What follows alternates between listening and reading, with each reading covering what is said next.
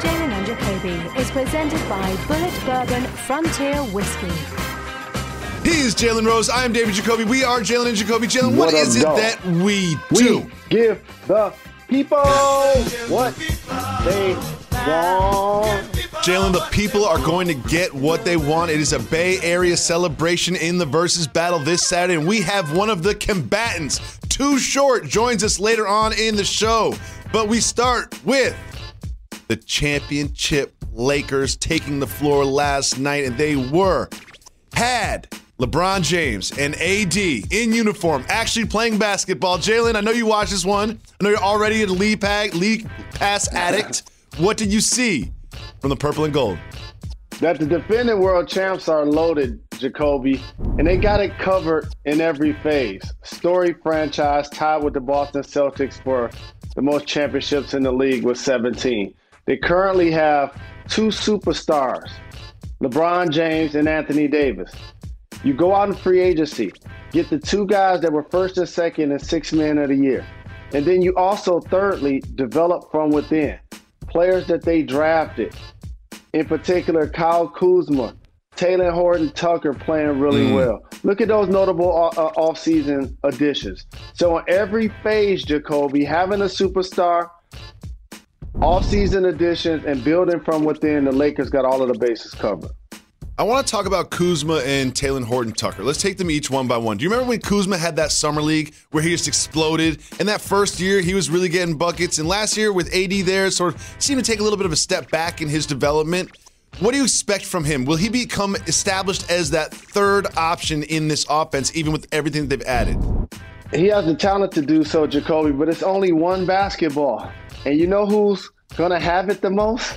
LeBron James, who led the league in assists, and Anthony Davis, who's first team All-NBA. They're going to have the ball.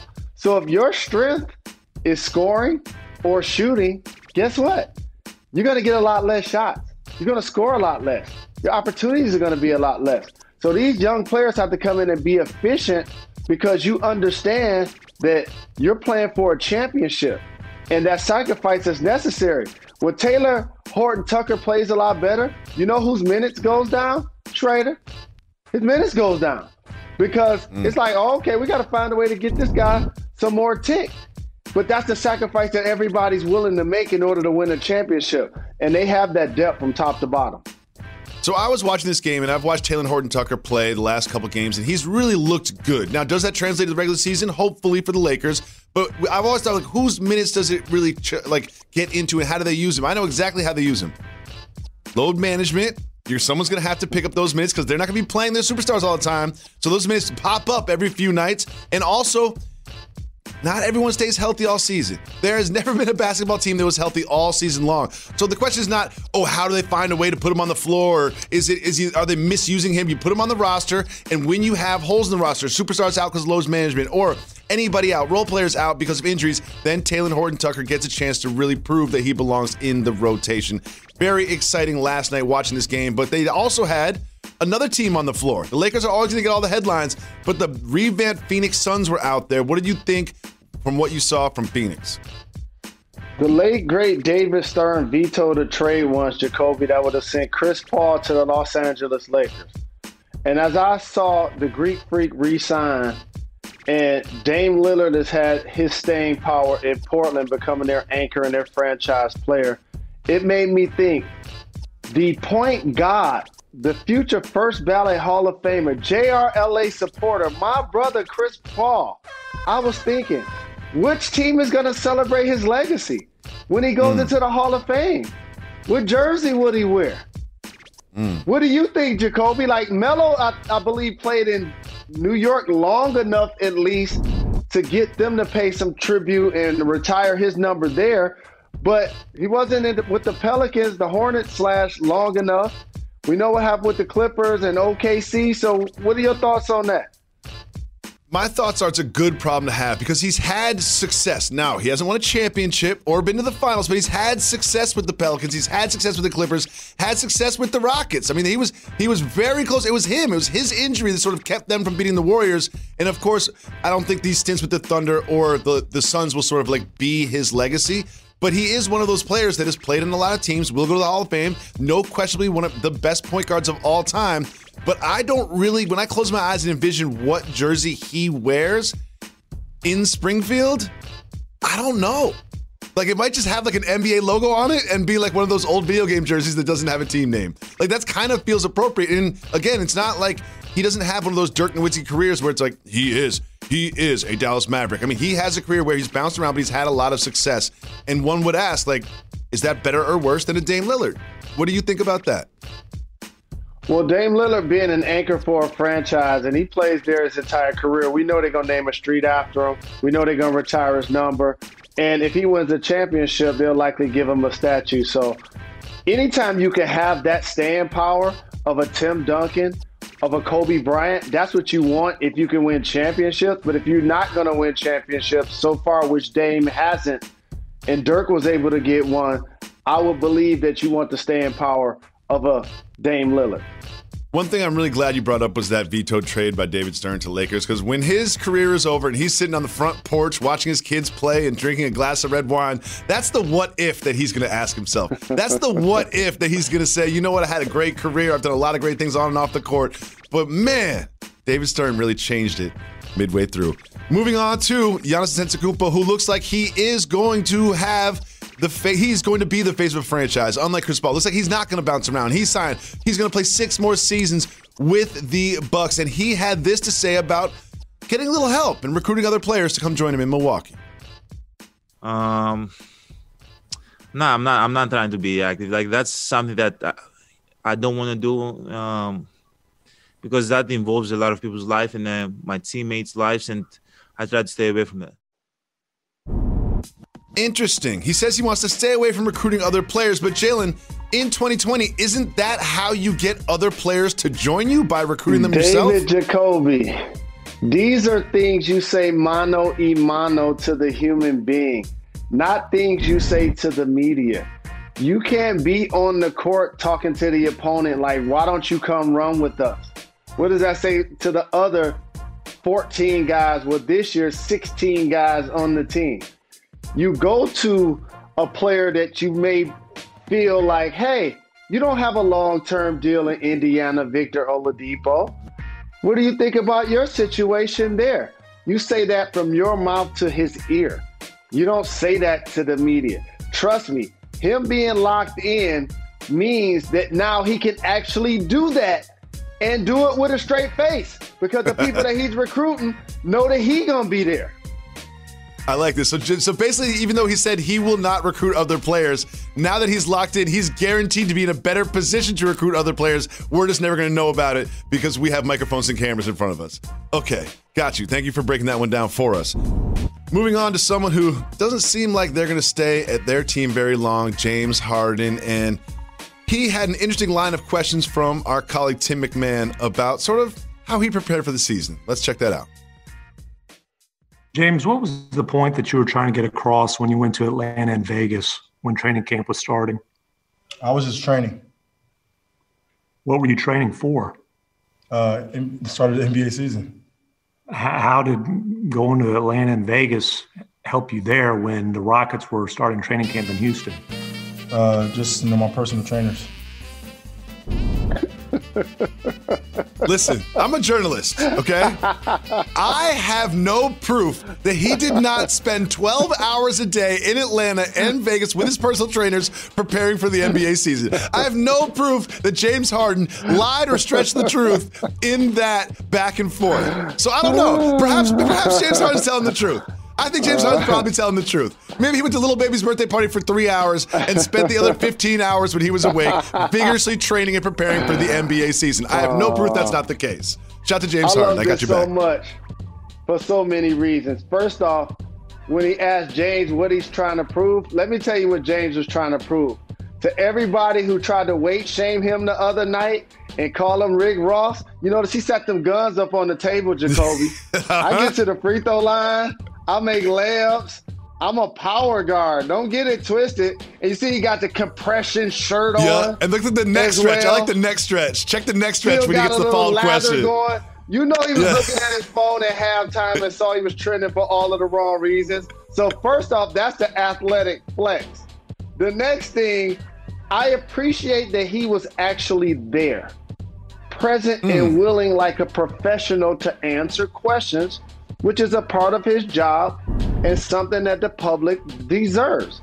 I'm glad that he didn't take it personal. He didn't feel some type of way that he was being questioned. You're right. If you're the interviewer, the Rockets were getting ready for a season in Houston. However, you were in Atlanta. You were in Vegas.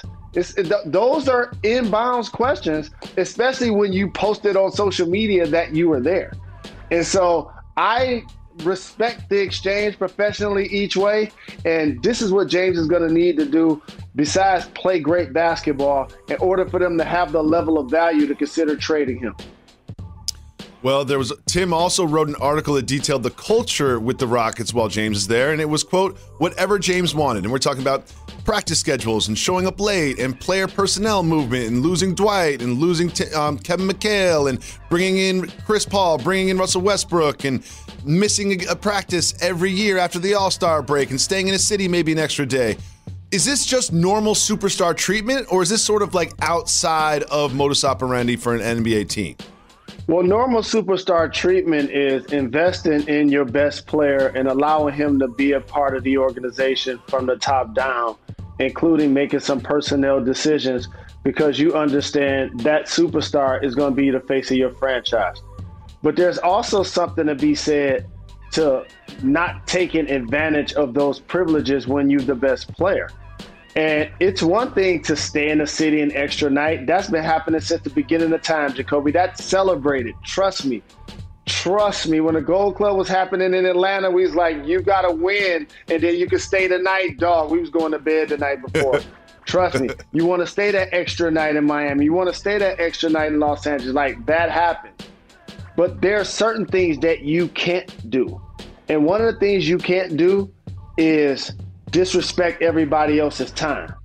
The thought that you're going to be late to the plane, the thought you're going to be late to the bus, and dog, you late for the film sessions?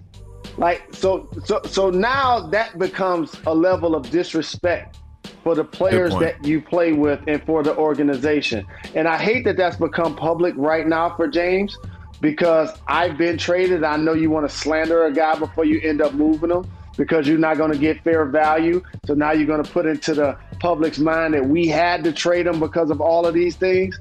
I just think he will get traded. It's just unfortunate these situations are being exposed right now. Jalen, right after this break, Too Short will be joining us on Jalen and Jacoby. You don't want to miss that. Stay tuned. Jalen and Jacoby is presented by Bullet, Bourbon Frontier Whiskey. Highly awarded high rye whiskey. Enjoy responsibly. Part of Happy Hour.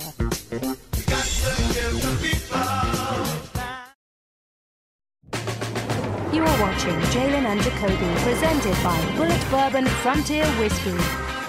Coming to you live from Pier 17 in the South Street Seaport and brought to you by Chase. Welcome back to Jalen and Jacoby. Jalen, briefly, who is joining us on the program right now? A guy who once said Detroit is just like Oakland. It's a black thing, and I'm a black man. My brother from another mother, Todd Shaw, Too Short. What up, though, family? What's up, man? What's going on, man? Good to see y'all. Well, this weekend, all eyes will be on you and E40 as the two of you go head-to-head in a Verzuz battle in a celebration of Oakland. What is your strategy going into this event? Oh, well, you know, it was kind of tough for me, man, because they said there's a limitation where you can only do like 20 songs or something. And I've been debating with them for the last weeks. I'm like, how do I do 20 songs? It's like, I don't know which ones to pick, so that's my only dilemma is which 20, because I can throw curves, sliders, fastballs, all kind of, you know what I mean?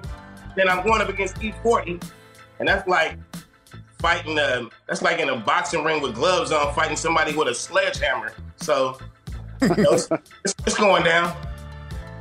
All I know is the world is going to get so much slanguage from E40, the going with the spoon, and so much playing and pimping from Too Short. We're going to be Bay Area forever in this country after Saturday night. we really want to take the opportunity to do some educating, man. It's an educational thing. I think a lot of people know tidbits about the Bay, but a lot of people don't know the history. They don't know the influence. They don't know the motivation that we put out there. So I just want to teach some people and remind some others. Well, we appreciate that and look forward to that. We're also looking forward to tonight's game between the Chargers and what was previously the Oakland Raiders, now the Las Vegas Raiders. How do you feel about your team's chance to get in the playoffs this season? It's not really looking good when I see the other teams that are in the hunt, man. We kind of, after that Chiefs game, the second Chiefs game, it seems like we left a little something there, man. So I'm a Raider Nation all the way. The Raiders can move anywhere, and I'm going with the Raiders. I'm a little bit mad that they left because of the economic situation. You don't want the loss of jobs and stuff, but I mean, you see what I'm wearing right now, silver and black, and we definitely gonna beat the Chargers. You know that. So sure, I know the Raiders are the heartbeat of Oakland. Who are some of your favorite players to watch growing up, or did you get a chance to meet any of the players or run into them? Like, tell me some of the stories of your Oakland Raiders while they were still in town. I mean, the Raiders are like legendary celebs, man. I don't know, brother. Raiders. I'm gonna tell you this. This is because we know about the Raiders. A lot of people don't remember the Raiders when the Raiders were just great. We were a damn good team all the way up until Tampa Bay whooped us in 2002 in the Super Bowl down in San Diego. After that, I don't know what happened, but I'm gonna tell you, the Raiders spirit always lives. Those years when the Raiders were just like terrible. I mean, go ask like somebody like Warren Sapp, man. The players were having fun. The city was having fun. We were coming in there doing seasons like 4-12, you know. But the Raiders would play on Sunday, home game. The Raiders would get beat down, home game, and that night we would party like we won the game. So, you know, Raider Nation, baby, Raider Nation. I'm gonna tell you this, man. Like I said, I got mixed emotions about, you know, the Warriors moving to San Francisco, the Raiders moving to Las Vegas, and all the people that lost jobs, man. I just feel like I went to a Warrior game at the new stadium, and I didn't see those familiar faces. It kind of, you know, got a little mixed emotions, but I'm gonna let you know on the safe side, just so you don't know, because everybody keeps saying, man, you gonna support the Las Vegas Raiders? You gonna support? Do you know that the residents of Las Vegas are, a whole ton of them are from Oakland, from the Bay, from LA. I mean, it might be more people from the Bay and LA that live in Vegas than people from Vegas. Yes. So don't get it twisted. Raider Nation has been there long before the Raiders got there. Well, I know it must be a little bittersweet. And that stadium looks good. It's going to look good tonight too. I know it must be a little bittersweet to have to go to San Francisco to see your Warriors, but you know they look like they were going to have a great season, and Klay Thompson's obviously out for the season. What are your expectations? What do you think will happen this season with your Warriors? I'm just hoping they look like they're having fun and they play that Warriors kind of basketball and just, you know, keep it going like it was, man. But I'm telling you, I'm an Oakland boy, and I'm telling you that Oracle had magic in it. And you should have just remodeled it a little bit. You should have stayed in that Oracle, because that the fans sitting right there on top of the court, that was the sixth man all day. I used to love going to Oakland, obviously because Detroit and the Bay got a kinship, but it's just a different smell in Roracle. So, sure, and you know what smell I'm talking about. Have you seen Steph Curry's recent haircut? And what do you think about his braids, if you have?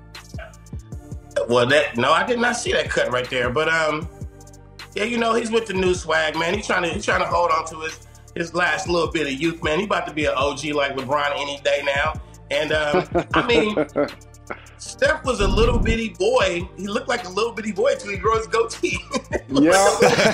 I remember when Steph was the backup point for Monte Ellis. And those Warriors, you know, Matt Barnes, I don't know who all was on that team, but them was Steven Jackson. They was some wild boys. They used to hit the club nightly. And the times when Steph would be with him, I was like, who's that little boy over there with the Warriors?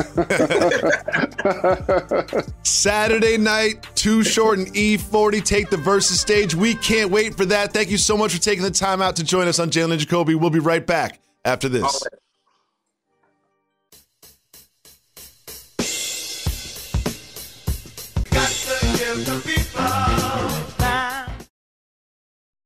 Jalen and Jacoby is presented by Bullet, Bourbon Frontier Whiskey. Highly awarded, high rye whiskey. Enjoy responsibly. Part of Happy Hour.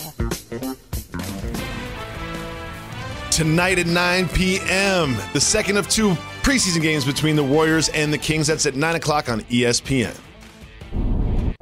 Welcome back to Jalen and Jacoby. Want to thank Too Short for coming through. That was special. And I want to turn our attention to the NFL MVP, where it seems like it's a two-quarterback race with Derrick Henry looking in from the outside between Mahomes and Aaron Rodgers, who had this to say about the MVP race. He said the following: I think it should live up to what it stands for as an acronym. It's the person who's most valuable to their team. I feel like that's why I should be in the competition most years, and this year especially. Jalen, is he saying that Patrick Mahomes has more around him than he does? That's why he is the more valuable quarterback. It's only right we talk about Aaron Rodgers after we had Too Short on, because he just popping his collar. He just talking that talk. You know, he'll go to the press conference, tell you he going to have an extra glass of scotch when he play well. He does have great weapons. Aaron Jones out of the backfield. Devontae Adams, one of the top receivers in the game. He deserves to be in that MVP conversation. I've seen him be a heartbreaker over the years against my Lions. Time and time again, Jacoby. For the rest of the world that for whatever reason haven't been watching, Aaron Rodgers been putting it down. We'll be back tomorrow at 2 p.m. on ESPN. I want to thank Too Short for coming through and want to remind everybody that we have exclusive podcast content every day in the podcast. Too Short.